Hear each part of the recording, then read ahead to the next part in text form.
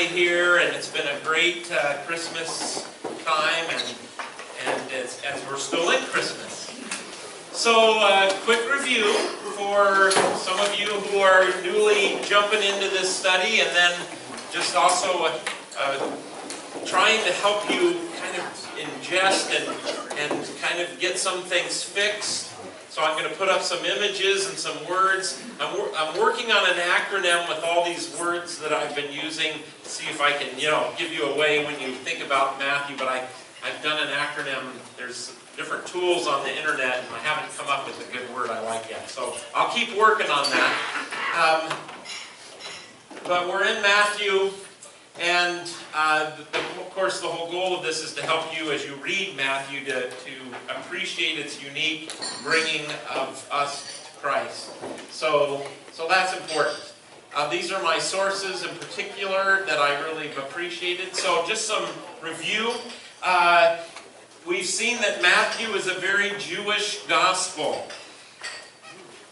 We saw that just in looking at the genealogy. He starts with Abraham and Sarah.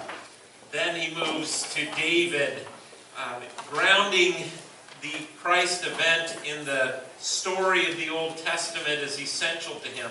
We hear a lot in the Gospel of Matthew, as we do in all of the Gospels, but especially in Matthew, a concern for the fulfillment of the Scriptures. There's actually a place in Matthew where Jesus says that nothing will pass away in the law, all must be fulfilled. That's different than in the other Gospels. Actually in Luke, Jesus says that nothing in my word will pass away. Matthew says nothing in the words of the law, and it's clearly thinking about the Old Testament, until all is fulfilled. All must be fulfilled. So there's so many ways and so many other examples of how we could say we're confident Matthew was a Jewish Christian, just there's 5 different sayings that kind of split up the Gospel of Matthew into 5 sections, which coincides with the first 5 books of the Bible. We looked at how his genealogy used that word egeneto, which is the word of coming to be, which is a Genesis word. So it grounds the genealogy also in the creation story. So that and many, many other examples, we want to think about this gospel as a Jewish gospel. We also appreciate that by the time Matthew writes, there's tension between the synagogue and the church, that now they've gotten separated. At first, Christians worshipped in the temple alongside other Jews who maybe hadn't received Christ yet, or maybe actually out and out, didn't receive Christ. But eventually, these two separate for obvious reasons. But there's a tension there. We looked at how rabbi is a bad word in Matthew. Jesus is never called rabbi by his disciples. He is in the other Gospels, but not in Matthew, until Judas betrays Jesus and says, Rabbi. So you can see the tension here. Pharisees are portrayed very negatively in all the Gospels, but especially in Matthew. So another deal we looked at is how is the presence of God. Matthew gives us a clear understanding of the abiding presence of God. Lets us know very clearly that God is in Jesus. Well, where's Jesus? Wherever 2 or more are gathered, that comes from the Gospel of Matthew. I am in the midst of them. We hear lots of talk in Matthew about the church. And so Jesus, if God is in Jesus, where's Jesus? He's in the church. Well, where's the church? Well, then we discover in the Gospel of Matthew that the church is in the world. Not some tucked away place where you have to come find the church hiding out, but the church is in the world. Jesus says that I sent you out like sheep among wolves in the Gospel of Matthew. So how is God present is a really important theme. So more review here. There's a clear concern in this Gospel for community. It's the only gospel where we hear the word church, ecclesia. It's the only, because you can think, well, wait, the church hadn't formed yet. But yet in the Gospel of Matthew in chapter 18, we actually hear the word church. And then we also hear Jesus talk about his brothers, and we translate brothers and sisters because that was certainly an inclusive term. My brothers, and then my church. And so we hear church mentioned, but in chapter 18 there's a clear concern about how do we get along. And so that's where we have that process that if someone sins against you, go talk to them. If they won't listen, then bring another brother or sister in Christ. Try and work it out. If that finally doesn't work, then you bring in a wider kind of intervention. So there's this system set up. So when Matthew writes, most people think, well, the church has been the church long enough for there to be what? Arguments and fights. And so Matthew's concerned about that. But also, not just about how we communicate and get along. In chapter 18, we hear that parable of the sheep, the lost sheep. But Matthew, remember, it's a little different. Because in Matthew, it's the sheep that went astray. And here, clearly, I think we're thinking about people in the community who have left. They've been in the community, and now they've gone. And so this parable now becomes about, hey, going out to that one who's not here anymore. It has tremendous implications for the body of Christ, for sure. So, concern for the community. I've also taught some about, remember, these are the synoptic gospels, Matthew, Mark, and Luke. John is kind of very different from the other three. And we call them synoptic because they're similar. And I've put up before you source theory. So this is the way we believe they came about. I won't review all of this other than to say that Matthew has Mark and Luke have Mark. And Matthew has his own material, Luke has his own material. But it appears that Matthew and Luke both had a common literary source that no longer we don't have anymore. That's a conjecture. But that's the way most scholars think the Gospels came about. I want to talk to you about a concept as we study Matthew called redaction. Sometimes it's called redaction criticism. There's all kinds of criticism, not as in criticizing the book, but in an analysis or study. There's a guy out writing books, making quite a lot of money. His name's Bart Ehrman, and he used to be kind of an evangelical, conservative Christian, and then he became more of a liberal Protestant Christian, and now he's agnostic or atheist, but he continues to teach at, I forget which not divinity school, it's one of the big Ivy League schools. And he's a New Testament scholar, and a lot of his books are talking about how Matthew did this, and Luke did this, and Mark did this, and making it out almost like, we'll see this as I don't want to say a conspiracy, but you can't trust these sources because they're all different, and this is nothing new. We know that Matthew, Mark, and Luke brought the sources that they had, and they shaped the material to speak meaningfully to their community. Now, there's a difference, though, between that and creating it. There's a lot of people who say, well, these writers really came up with the stuff. And I've made the point over and over that in first century Middle Eastern culture, there's no way you could pull that off. I mean, this is an oral culture. They told the stories, and you just don't get to make stuff up. Okay? We might pull that off in the United States in our modern culture or something, but you couldn't do that back then. You'd have been laughed out of the village or thrown out of the village. I mean, people tended to oral tradition. But there is no question that they shaped, just like I talked to you about Matthew and Luke. Well, in Luke, Jesus' parable of the lost sheep is the lost sheep. And clearly it's about the Gentiles. In Matthew, it's the sheep that went astray. It's about congregational members who have left. So now Jesus might have told that parable in lots of different ways. But it seems to be clear that they do some redaction. shaping the material to speak meaningfully to their community's issues. And so, yes, there's no question Matthew, Mark, and Luke, and John all have their unique concerns. We believe that the Holy Spirit inspired them, speaking through the authors, so they each have their concerns. So if you hear people talk about this, don't be, especially if you're new to the Scriptures, and I'm always wanting to be concerned and help folks, if you hear that, oh my goodness, Matthew's a little different than Luke, it's not a faith crisis. There's no great doctrinal differences. Nothing that we believe about Jesus, gets thrown out, because they're different. In fact, that's their beauty. God gave us 4 different Gospels that all proclaim the same thing, that Jesus is the Son of God, He's the Savior, He is God, that He suffered on the cross and was raised from the dead, that He taught us about the kingdom. All of the Gospels bring that, but they each bring it in some unique and different ways.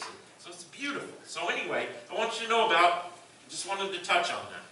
Finally then, in reviewing here, last week, we talked about the essentially important, essentially, is that a word? The essential important concept in Matthew of righteousness. At Jesus' baptism, Jesus' first word to John, his first word in the gospel, is John says, no, you baptize me, I shouldn't baptize you. And Jesus says, no, it's right to fulfill all righteousness. This word righteousness is extremely important in the Old Testament. God is the only one who's righteous. He calls His people to be righteous. Righteousness, that word sums up the story of the Bible, really. And so when Jesus comes along, it's necessary for me to fulfill the story, to bring righteousness about. And so in Matthew, we saw last Sunday, or the Sunday, would that have been the Sunday before, I guess, that we have all these occurrences of the root word for righteousness, and righteousness occurs more than any other gospel. Luke occurs a lot in Luke, but especially in Matthew, and there's a big concern for this. And so, when we looked at dikaios, that's the way it sounds in Greek, when we looked at that, we saw, and we struggled, what is it? Is it something we do? Is it something God does? Is it both? Is it something Christ does for us? What is this righteousness concept? And so we looked at a lot of different texts, and what we discovered is that righteousness is a gift. It's something that God brings. But it's also a problem because, as Martin Luther would say, righteousness scared the you-know-what out of him, because he realized he wasn't righteous and God was. And that's a problem. Our unrighteousness is a problem. And so Jesus comes to do something about that. The Old Testament, God has called Israel to be this beacon, this light to the nations, and that all people would be blessed through Israel. And that happens to some degree, but it doesn't happen in its fullness. And so Jesus comes as the Kairos moment of Israel in that story. And so Jesus brings that blessing, that righteousness to all. And so it is a gift, and yet it's a problem because we miss the mark. It needs to be fulfilled, and Jesus, clearly in Matthew, is the fulfillment of that. So, but also, when you read the Gospel of Matthew, it's hard-hitting. Jesus teaches and calls us to follow, to have a righteousness that exceeds the scribes and the Pharisees, he says in his Sermon on the Mount. So his disciples are to embody the righteousness that Jesus is. And so Jesus teaches, and in the end of the Gospel of Matthew, we look in the beginning of the Gospel of Matthew, it says, Jesus' first words are, it's necessary to fulfill all righteousness. At the end, his last words, if we talked about his first words, his last words, anybody know what those are? Go out in the world, make disciples, baptizing them and make disciples of them, baptizing them in the name of the Father, Son, and Holy Spirit, and what? Teaching them to observe all that I've commanded you. So, yes, Jesus' righteousness is a gift, but it's also something that we are to embody. We are to live out Jesus' teachings. And that's a clear concern in Matthew. So we then said, well, can we get some help from Luther on this? And we looked last week at Luther's two kinds of righteousness. 2 weeks ago, sorry.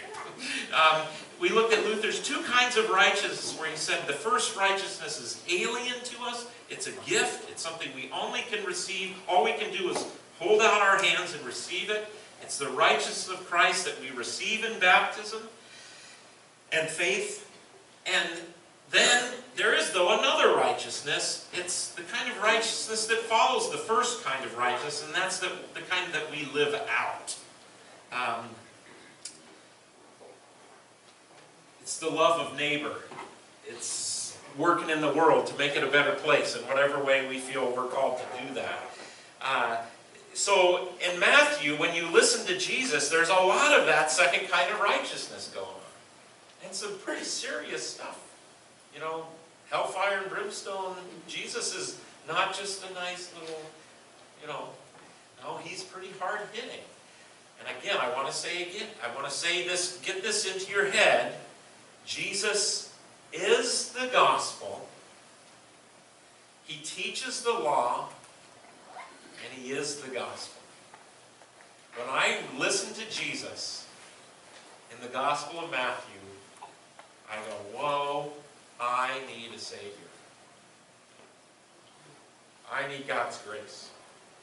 I don't get to then just forget about Jesus' teachings. But no, Jesus teaches the law, but he is the gospel. Please remember that when you read any of the Gospels. But don't, when we talk about this law-gospel thing in Lutheran theological parlance, the Old Testament is not the law, and the New Testament the gospel. There's law and gospel in the Old Testament, and law and gospel in the New Testament. Jesus teaches a lot of law. A lot of things, and when I say law, I mean when I hear God's will and righteousness and I go, whoa, I've missed the mark, that's law. And then he is the gospel. But now what do we do then? Well, we're going to try and embody his teaching, absolutely, in our world. And Christians try and do that in lots of different ways. So that is kind of review. So now we're going to do another theme in the Gospel of Matthew that I want you to appreciate, and that's around worship and doubt. But anybody read this article of the pastor? Yeah. How many have read it? Raise your hand high, because I need to know if I... Okay. I'm going to read you this article, because I want us to get real about faith and what is it like. And let's see what Jesus has to say about what is faith, what isn't faith, and let's see if we can get our hands around something here. So it's not horribly long, but it's long enough that I was going to copy it. So just listen up. I'll try and read it to you. It says, former pastor takes a year off from God. I'm not exactly sure about all this, Ryan Bell said as he scanned the scene inside a darkened Las Vegas convention hall. A stripper whirled her hips. A rock band pumped out a song about cannibalism. A man shouting hung briefly over the packed crowd, God is dead. For nearly 2 decades, Bell has been a pastor of congregations of Seventh-day Adventists, among the most conservative denominations in Christianity. I suppose that's true. I don't know. How had he ended up at a gathering of atheists and skeptics in Sin City? It had been a long time coming. For years now, it felt as if his prayers weren't being answered. He scarcely wondered whether a higher power existed at all. So last December 31st, he published a blog post that went viral.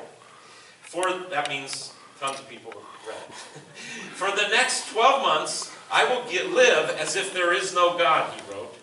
I will not pray, read the Bible for inspiration, refer to God as cause of things or hope God might intervene and change my own or someone else's circumstances. I trust that if there really, and then in quotes, I trust that if there really is a God, that God will not be too flummoxed by my foolish experiment and allow others to suffer as a result.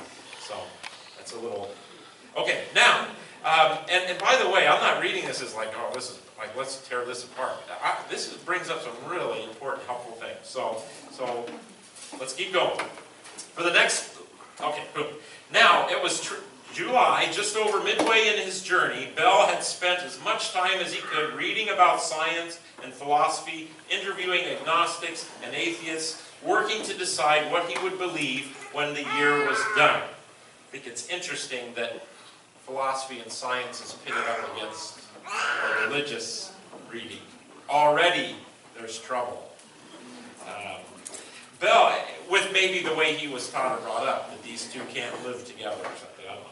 Bell, 43, was born in Ohio, but grew up mostly near Loma Linda, a Southern California suburb populated largely by Seventh-day Adventists. In his teens, he didn't drink, smoke, or swear. Eating meat was forbidden. I didn't believe in evolution because my grandparents didn't believe, he said. He would come to develop a guilty pleasure, though, listening to the Beatles. Terrible. Horrible. Bob Dylan and U2. But when he headed off to the church's deeply observant Pacific Union College in Northern California, he left behind his music and vowed to live an even stricter life. He was unusually conservative even for his school, remembered one of his English professors.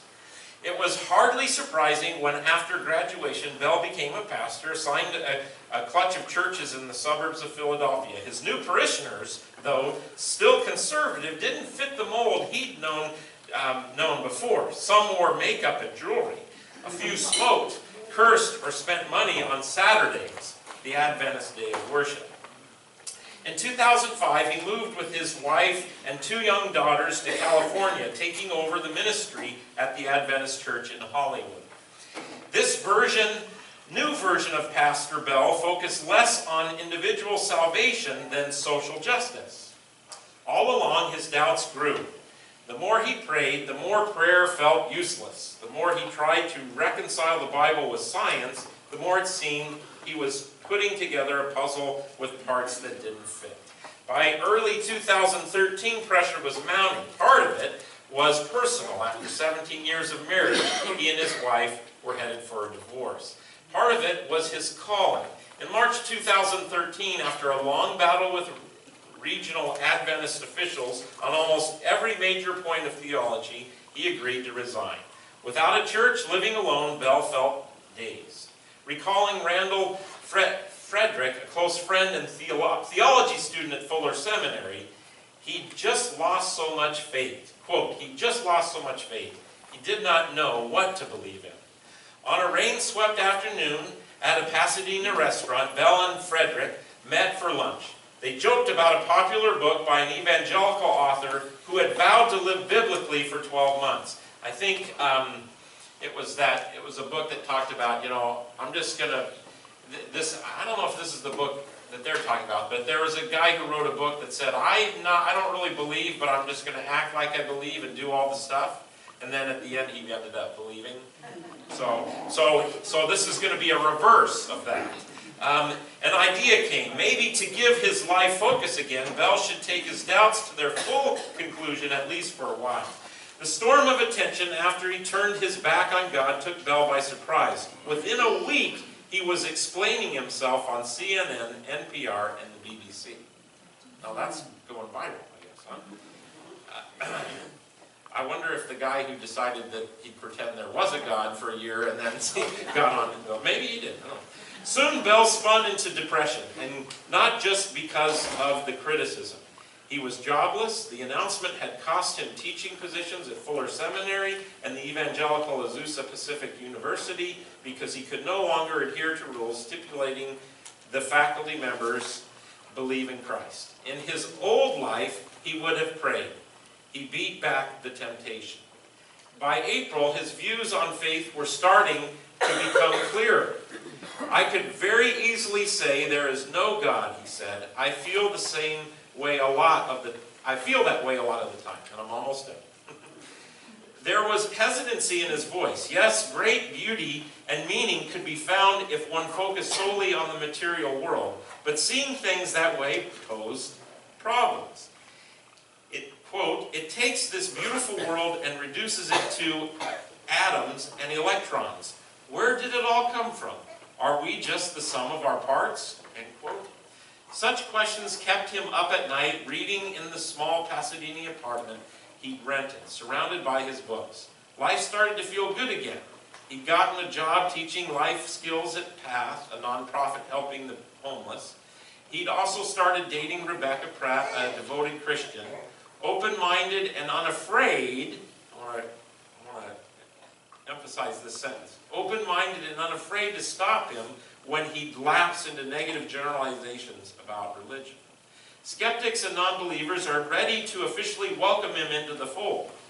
Bell was heard from Christians who prayed he'd return to their side. I'm hoping he will come back around, back to some form of Christianity, hopefully to Adventism, said LeCourt, his college English teacher. And then, quote, I don't think I've, and this, I think we're quoting this gentleman now. I don't think I can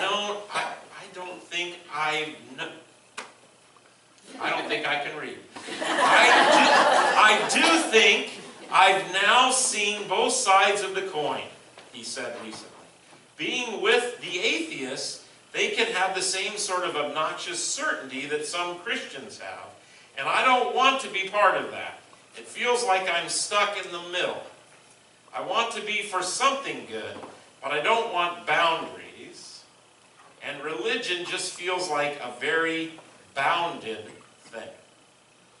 The question I'm asking right now, why do I need religion to love? Okay, so there are a lot of things that brings up. But I said that's a way in to something in the Gospel of Matthew. But before we read a text from Matthew about worship and doubt, I want you to, in your tables, or make up some small groups in the back and say, talk for maybe 5 minutes or so, or a little more. Where do you think, so these are my specific questions. Now, if you have to say something else, you're free to do so. This is a Lutheran church. We're not about, rigidity here. But where do you think he went wrong? Or where do you think he's on target?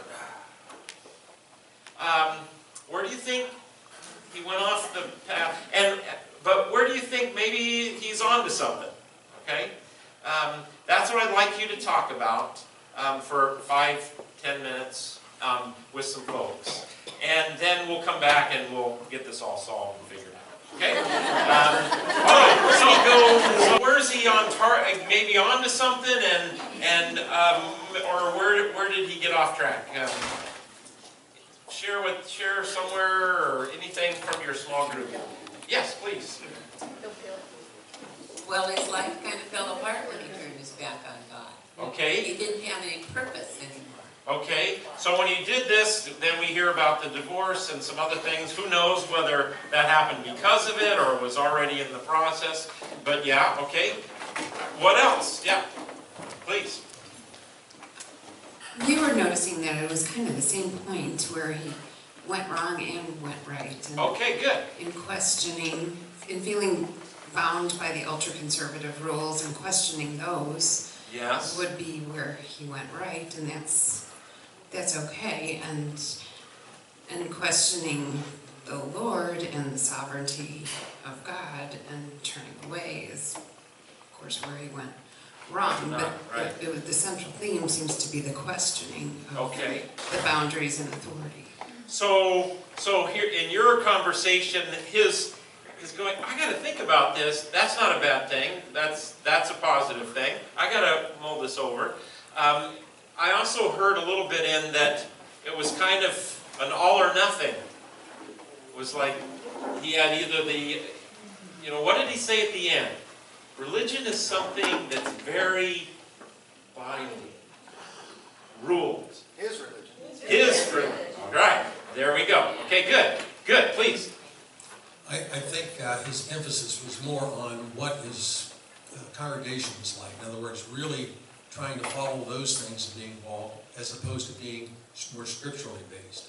He really wasn't looking at it from the gospel bringing salvation, and then the response is sanctification and working in response in a joyous manner, not looking at it as being binding, but here's the way you really ought to go about living to make it worthwhile. So the classic getting justification and sanctification mixed up. Okay, good, helpful. Right here.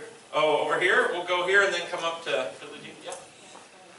Well, another little way of looking at it was he challenged the devil. And the devil has a pretty hard hand out there. And he's looking for people that are serving and can serve well. And if he can get a chance to get in there and get a hold on them, he will do it. Right. Well, that's another, Betty, that's an important point, is that we do have an adversary, and that adversary is wanting to mess up leaders in the church in particular. Sure. Okay, good. Please. I was thinking that I don't think he ever turned his back on God. Okay, good. Because he was rebelling, he was searching, he was questioning. Don't we all do that? Yes. We don't Right. take a year off, Right, but right. that was maybe the height of rebellion. Yeah, But have a good time. But I don't believe he left God, right, because what did he find a job doing? right. Is he a Helping pimp? other people. Is right. he a pimp? Right, No. right. Is he stealing money from Right. old ladies? Right, No. right. Interesting. Very Very helpful comment. What is he doing? He's Yeah. in service. Yes, okay, If good. he, give me a break. No, he never turned his back on Okay. God, but he put him on hold big time. Okay. But God's doing this. All right, all right. He'll be back. Okay. Helpful. So let's keep going. Yeah. Okay, my reaction was, of course, I don't know him any better than what that article said, but my feeling is that his faith was only in his head and not in his heart. Okay. Could be, yeah. And then when he couldn't solve his intellectual dilemmas, then it was like no faith. Okay, good. Yeah. Well, I don't see how anybody could walk away from their faith. When he went out the door, that faith went with him. He may have tried to deny it, Yeah. but it went with him. And I saw the comparison, between him going to the atheists. Yeah. So he went to the sinners. Yes. God's got him working. Because Christ came to save the sinners. Okay. Yes. Good. Good. Let's keep going. You guys are this is really great. My comment is in the And response then Barb's in the back. Yeah. to the question about whether, he still loved and therefore he never turned his back on God. Didn't you make the comment in the article that he was trying to find out if you could really love your neighbor without being religious? Wasn't there something like that? The quote at the end says, the question I'm asking right now, why do I need religion to love? That's, to me, that's a big question that we should talk about. Yeah.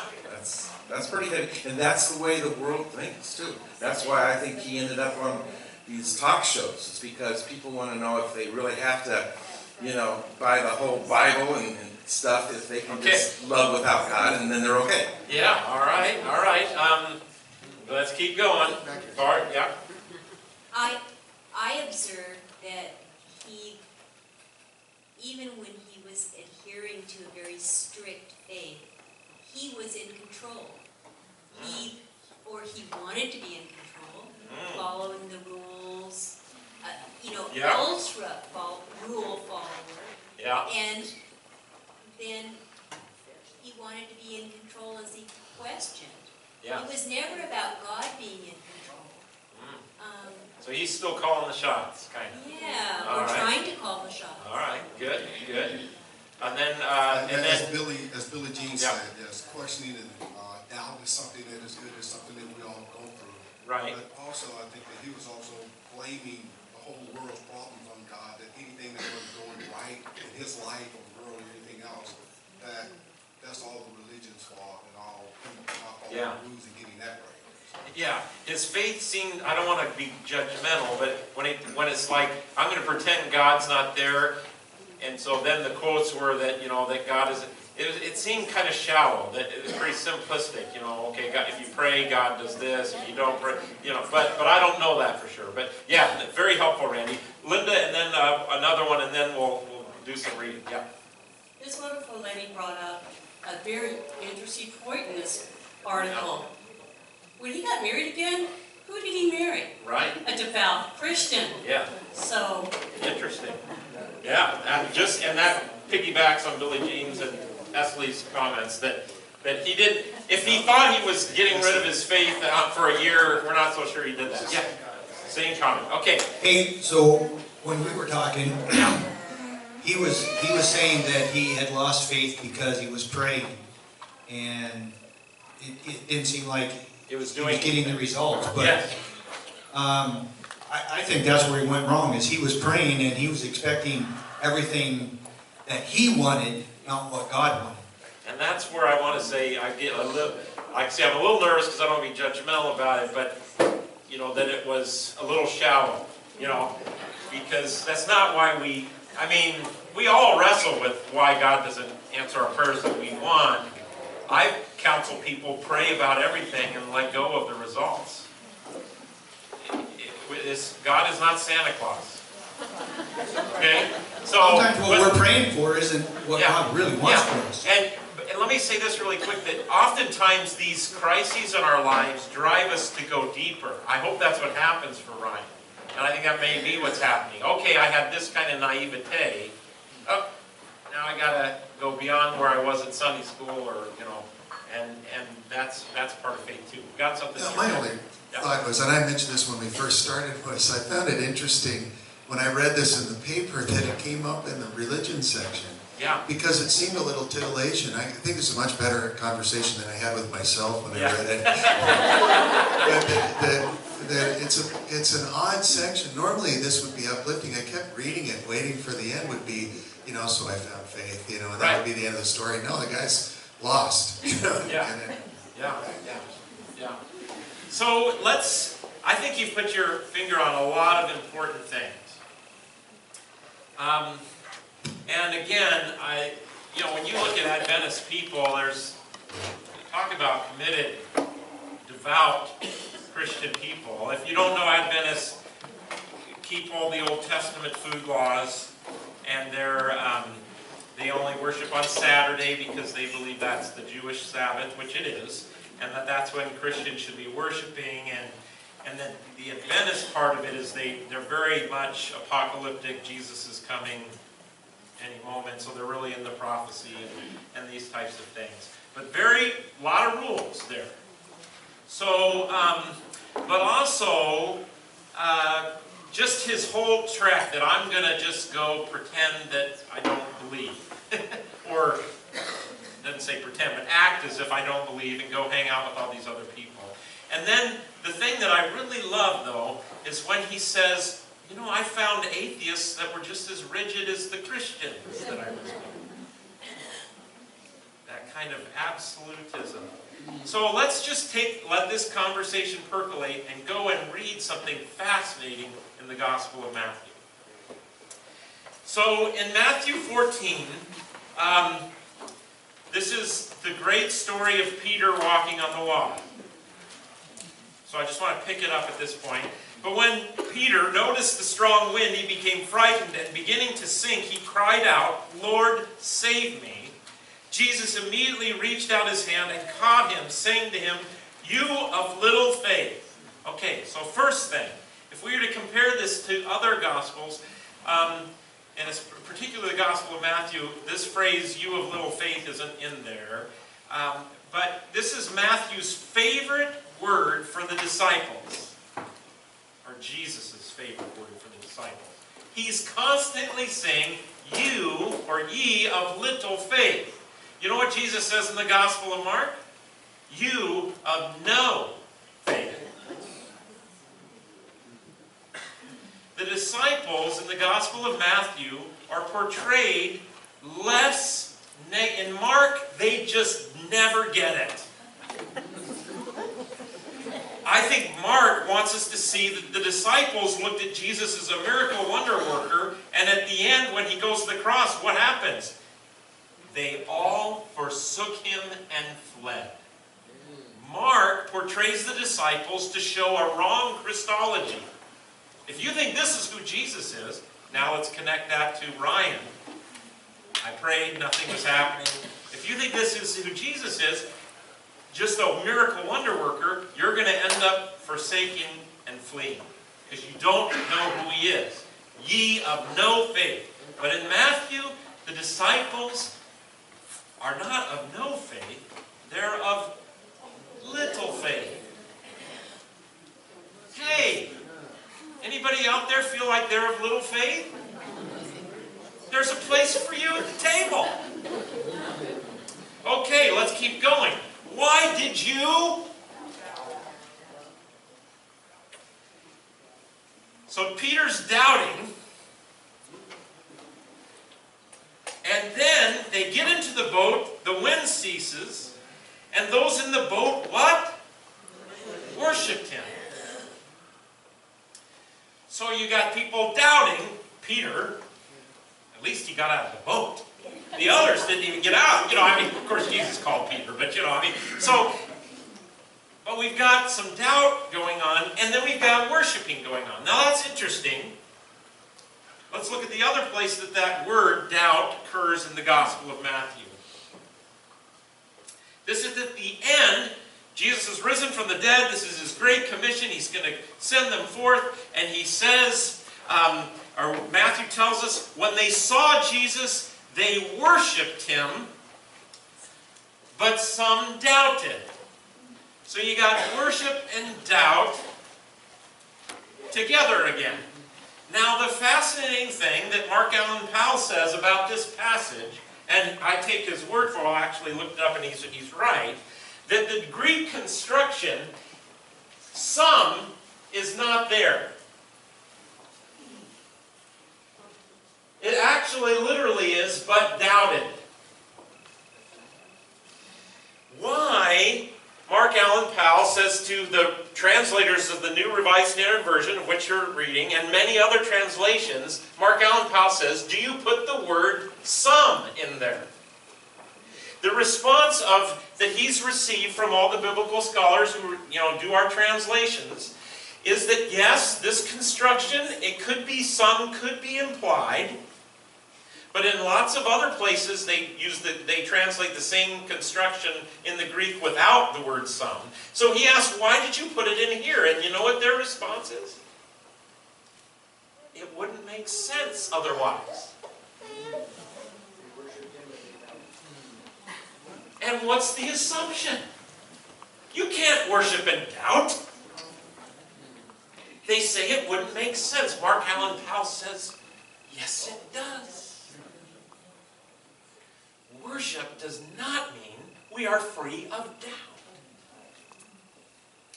I think part of Ryan's blessing but struggle is he was taught, as many Christians are, is that I can't have these doubts. I can't have these wrestlings and stay in the fold. If I do, I got to go out of the fold. I'll go hang out with the atheists. He should have come to a Lutheran church. Mark Allen Powell says to his fellow biblical scholars, they say that doesn't make sense. He says, come to Lutheran church. We do it every Sunday. And what does Jesus call his disciples? Ye of little faith. It's not always a rebuke. That's who he called. You know, there's only a couple places in all the Gospels where Jesus says someone has great faith. One of the spots when the centurion says, hey, you don't even have to go, Jesus, just say the word and it'll happen. He says, that's great faith. Another one's a woman. Almost no one has great faith. Jesus calls people of little faith. We're kind of out of time, but it's interesting that everywhere that people worship in Matthew, there's some doubting going on. And And I think that's an exciting thing. I'm not encouraging doubt. And neither is Mark Allen Powell when he talks about this. But what I've experienced is that many people don't show up or don't feel they can stay in the fold when they're struggling. We all struggle. That's why we come together. We're all trying to believe. Pastor Bill? Yes. Question. You said about doubt. Yes. Where is it in the Bible where it says that Jesus said, if you don't have the faith of as big as this mustard seed, which is very, very tiny, Yes. you'll not be with me. He says, literally, Where does that say that? it says that in the Gospels. I think Matthew, Mark, and Luke have that saying, but in particular it is, if you have the faith of a mustard seed, you can say to this mountain, go up and leave. That's what it says. Now, again, Mark Allen Powell comes right in and says, how do we typically hear that passage? We hear it as law. I should have more faith so we can move more mountains. But how do we hear that as gospel? Hey, all you need is a little. A mustard seed. So if you think you're not someone of great faith, join the club. There are people of great faith. I know some of them. I'm not sure I'm one of those people. I mean, I think my faith is the mustard seed faith a lot of times. It's like I got to nurture it. I got to take care of it. It's vulnerable. It's frail. I've seen people with great faith. They've got that gift. Paul actually says that faith is a spiritual gift. So, Fran, we're going to pick this up next week because I've got to kind of bring us to a conclusion. So Dick, that's a perfect question. Now, you might say, but now wait a minute, Jesus rebuked doubters. Who do you think of? I've taught on this before, I know some of you remember. Thomas. Yeah, because Jesus says, don't doubt, believe. That's what your English translation says, but you've been tricked. The word here for doubt is not used. Jesus says to Thomas, pistis. You put an A in front of a Greek word, it makes it the opposite. Pistis is faith. Jesus says, don't refuse to believe, Thomas. And that is different than doubting. Refusing to believe, Brian is going, I think I'm going to refuse to. Jesus says, don't do that. Stay in the mix, stay in the middle, keep your questions going. We love questions here. We don't believe you should put your brain at the end of the door here in this church. But stay in the fold, stay in the soup, stay in the Word, and keep those questions going, man. But don't refuse to believe. That's what Jesus says. I see lots of hands. Oh, gosh. Yes, shout them out real quick. Well, I was just going to say that his very first words on the Sermon on the Mount, his teaching are, blessed are the poor in spirit. Blessed are the poor in spirit. Beautiful, beautiful. Yeah. Audrey, real quick. If he doubted them and didn't have faith in them, why did he tell them to go out? That's right. Jesus has more faith than we do. He has faith in us, and he calls people who have faith. Join the club. He called us. Isn't that awesome?